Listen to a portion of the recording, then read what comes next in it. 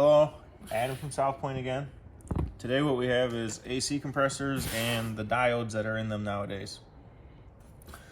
Several years ago, we had nice, strong, tough diodes that would just allow a lot of current to flow in one direction and one direction only, but you could still break it if you blasted it with enough power. But you could bench test the older compressors and not really mess them up. They were just tougher electrically, the diodes were.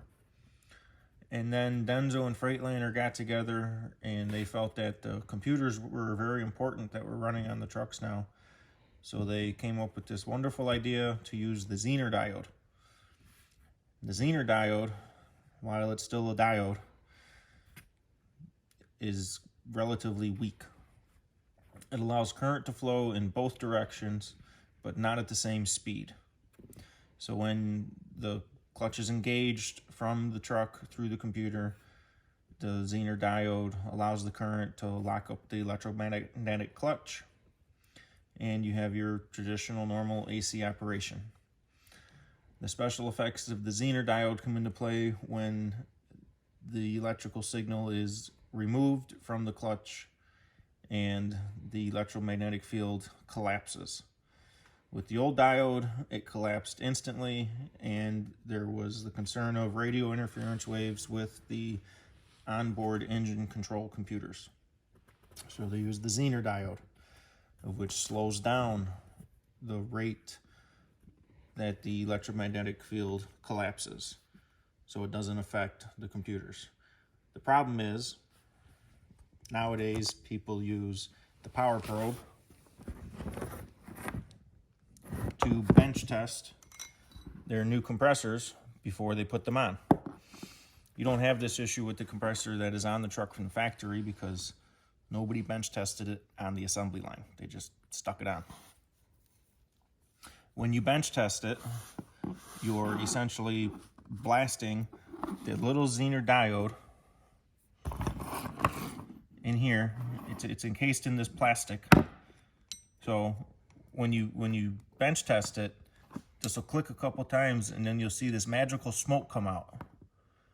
And the problem is once the smoke comes out, you can't put the smoke back in, so it doesn't work anymore.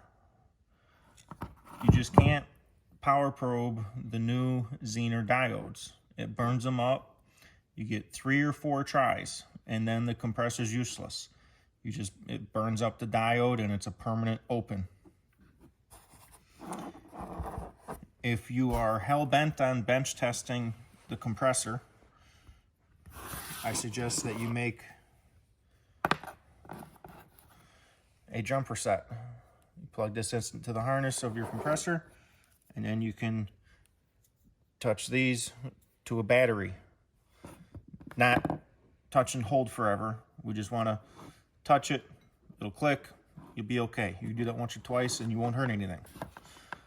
But with the power probe, you bench test it, and you go beep, and you say, oh, beep, and then poof, little pieces of smoke come out. Now maybe if you could get the smoke to go back in there, you could get it to work again.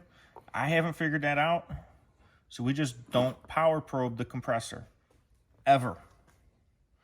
If you want to know if there's power for the compressor, use a test light. A test light will sense and light up when there's enough power to engage the clutch, and you won't damage anything. Sanded started putting the Zener diodes in some of their compressors based on whether or not it left the original factory assembly line with the Zener diode for the truck manufacturer. So in the Sandeds, it's kind of hit or miss. So we just say don't power probe a compressor, ever. Another little tip for the Freightliner installations is if your air conditioner worked last year and then somebody had to put a starter on your truck over the winter and now your air conditioner doesn't work, climb under there and make sure that the ground wire and the power wires are all on the correct studs, because the ground wire for the compressor goes over to the ground post for the starter, and sometimes people mix those wires up and they'll be applying power to the ground side of their coil, and as soon as they plug in the brand new compressor, because the coil was burned up on the old one, it smokes the brand new one. And then it comes in for warranty, and it has burned up diode, and they're not covered.